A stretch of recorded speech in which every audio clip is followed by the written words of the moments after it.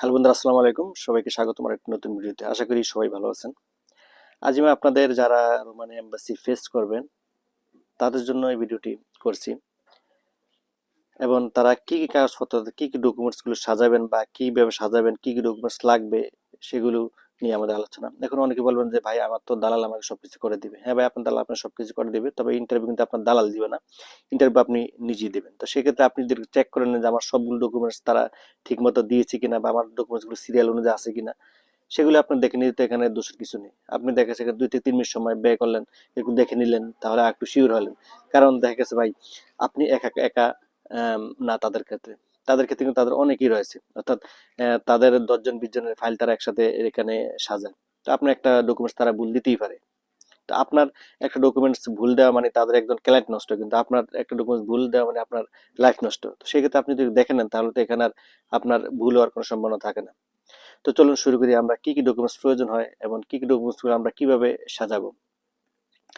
তো সবার প্রথমে অবশ্যই আপনার প্রয়োজন হবে আপনার যে একটু ওয়ার্ক পারমিট আছে, ওয়ার্ক পারমিটটি, এবং ওয়ার্ক পারমিট অবশ্যই আপনি একটু দেখে চেক করে নেবেন। কারণ আমি দেখেছি যে যারা বেশিরভাগ ক্ষেত্রেই যেই রিজেক্টের বেশিরভাগ কারণ থাকে ওয়ার্ক পারমিট, অর্থাৎ ফেক ওয়ার্ক পারমিট বা ওয়ার্ক পারমিট ইস্যু হয় না বা ওয়ার্ক পারমিটের মেয়াদ শেষ বা ওয়ার্ক পারমিট অনলাইন হয় না, এরকম বিষয় কারণে কিন্তু আসলে আমাদের বেশিরভাগ বিষয় রিজেক্ট হয়ে থাকে। তো ওয়ার্ক পারমিট অবশ্যই আপনি ভালোভাবে চেক করে নেবেন। এরপর আপনার দ্বিতীয় যেই ডকুমেন্টসের প্রয়োজন সেটি হলো আপনার একটি ভিসা অ্যাপ্লিকেশন, অর্থাৎ আপনাকে একটি ভিসা অ্যাপ্লিকেশন ফর্ম লাগবে, যেটা অবশ্যই আপনার এজেন্ট বা আপনার যে দালাল তারা এটা করে দিবে, সেটা আপনি দেখে নেবেন। সেটা মূলত 2 পৃষ্ঠার হয়ে থাকে, এবং সেখানে আপনার একটি সিগনেচার প্রয়োজন হবে এবং আপনার 2 কপি ছবির প্রয়োজন হবে। ছবির সাইজ অবশ্যই চার্জ হয়, সেটা অবশ্যই আপনাকে আপনার দালাল বলে দিবে। এই 2 কপি ছবি এবং ওখানে একটা সিগনেচার প্রয়োজন পড়বে আপনার যে ভিসা অ্যাপ্লিকেশন, সেই অ্যাপ্লিকেশন ফর্মে, এটি অবশ্যই 2 পৃষ্ঠার হয়ে থাকে।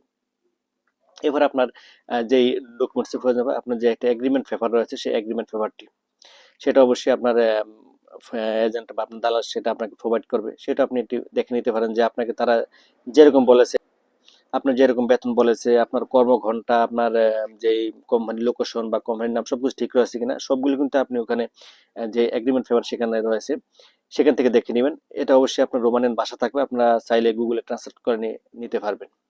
এবার আপনার যে ডকুমেন্টস প্রয়োজন হবে সেটা হলো আপনার গ্যারান্টি লেটার। এটা অবশ্যই আপনার কোম্পানি আপনাকে দিবে, যেটা আপনি আপনার দালালের মাধ্যমে পাবেন। এই গ্যারান্টি লেটারটা হলো মূলত যে আপনি রোমানি থেকে অন্য কোনো জায়গায় যাবেন না, অর্থাৎ রোমানির স্থায়ী থাকবেন, এটা তারা আপনাকে একটা গ্যারান্টি লেটার দিবে। এটা অবশ্যই আপনার যেই দিল্লি এম্বাসি, এই দিল্লি এম্বাসি বরাবর তারা এই গ্যারান্টি লেটার দিবে। সেটা অবশ্যই 1 পৃষ্ঠার একটি গ্যারান্টি লেটার, সেটা আপনি দেখে নেবেন, এবং সেটা কিন্তু রোমানি ভাষা থাকবে, আপনি ট্রান্সলেট করে নেবেন।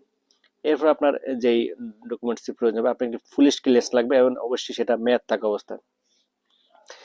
তো আমার পরামর্শ হলো আপনার যখন ইন্ডিয়ান এম্বাসি ডেট পড়বে এবং আপনি যাওয়ার অথবা 10 থেকে 15 দিন আগে আপনি ওই পুলিশ ক্লিয়ারেন্সটি নিয়ে রাখবেন, যেটা আপনি অবশ্যই মেইন কপিটা কিন্তু ওখানে জমা দিতে হবে, তো সাথে মেইন কপিটা নিয়ে যাবেন।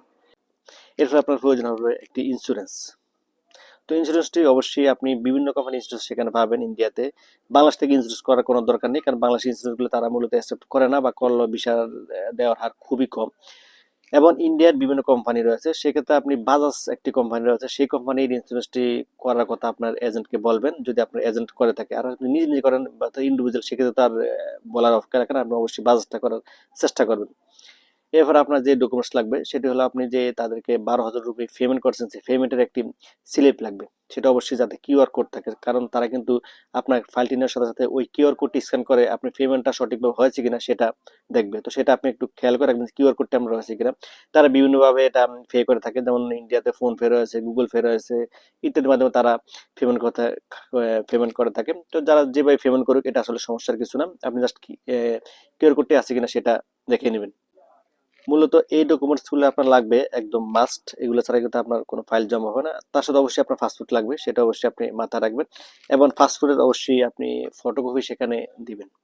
যদি আপনার 2টি পাসপোর্ট থাকে 2টি পাসপোর্টের ফটোকপি দিবেন, যদি একটি পাসপোর্ট থাকে তাহলে একটি পাসপোর্টের ফটোকপি দিবেন, অর্থাৎ মেইন পাসপোর্টের সাথে সাথে কিন্তু একটি ফটোকপিও দেওয়ার প্রয়োজন পড়ে। সেটা অবশ্যই একটু রঙিন স্ক্যানিং ফটোকপি করার চেষ্টা করবেন।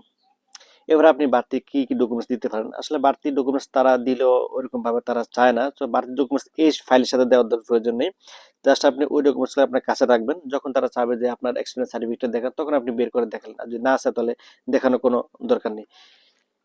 যারা বিদেশ ফেরত আছেন তাদের ক্ষেত্রে একটু কথা বলি, তারা অবশ্যই তাদের যেই ফাস্টফুডে বিদেশের ভিসা রয়েছে সেই ফাস্টফুডটি দেখানোর চেষ্টা করবে। তারা চাওক বা না চাক, যেভাবে হোক আপনি ফাস্টফুডটি দেখানোর চেষ্টা করবেন, যেটা অনেকটাই আপনার ভিসা পাওয়ার ক্ষেত্রে নিশ্চয়তা প্রদান করবে। অর্থাৎ 90% শিওর থাকেন যে আপনি যদি বিদেশ ফেরত হন এবং তাদের যদি বুঝাতে পারেন যে আপনি বিদেশ ফেরত, এবং ওই ভিসাটি যদি তাদের দেখাতে পারেন, তাহলে আপনার ভিসা 90% আপনি পাবেন, এটুক বলা চলে, যদি আপনার ভাগ্য খারাপ না হয়।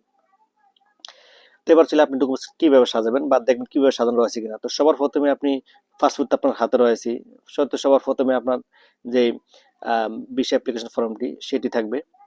ভিসা অ্যাপ্লিকেশন ফর্মের পরে আপনার থাকবে হলো যে ওয়ার্ক পারমিট আছে, ওয়ার্ক পারমিটটি, ওয়ার্ক পারমিটের পরে আপনার থাকবে যে এগ্রিমেন্ট ফেভার সেটি, তারপর থাকবে গ্যারান্টি লেটার, তারপর থাকবে আপনার ইন্স্যুরেন্সের যে কপি সেটা, এবং সর্বশেষ থাকবে পুলিশ ক্লিয়ারেন্স। আর আপনার যে পেমেন্ট স্লিপ আছে সেটা কিন্তু সবার উপরে রাখবেন, এবং চাইলে আপনি যে অ্যাপয়েন্টমেন্টের যে স্লিপ আছে যেটা আমি ফার্স্টে দেখালাম আপনাদের, এটাও কিন্তু আপনি ওখানে রাখার চেষ্টা করবেন। যদি তারা এটা আপনাকে ফিরিয়ে দিবে, তা আপনার যাতে অ্যাপয়েন্টমেন্টটা শিওর হয় সেক্ষেত্রে আপনি এটা দিতে পারেন। এটা দিলে তো আর কোনো সমস্যা নেই, তারা আপনাকে যা লাগবে না তা ফিরিয়ে দিবে।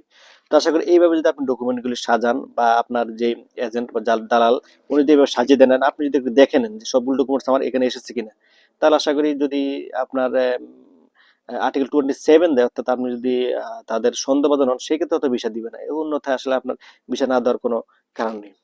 তো আশা করি আপনারা বুঝতে পারছেন যে কি কি ডকুমেন্টস আপনার প্রয়োজন হবে যে রোমান এম্বাসি ফেসের জন্য, এবং ডকুমেন্টস কিভাবে সাজাবেন। এরপর যদি আপনার কোনো প্রশ্ন থাকে তাহলে অবশ্যই আমার এই ভিডিও কমেন্ট বক্সে খোলা রয়েছে, আপনারা প্রশ্ন করতে পারেন, আমি উত্তর দেওয়ার চেষ্টা করবো যতটুকু আমি জানি। তো ধন্যবাদ সবাইকে পুরো ভিডিও দেখার জন্য। আশা করি পরবর্তী ভিডিওতে পরবর্তী কোনো নতুন বিষয় নিয়ে আপনাদের সামনে আলোচনা হবে। সেই পর্যন্ত সবাই ভালো থাকবেন। ধন্যবাদ।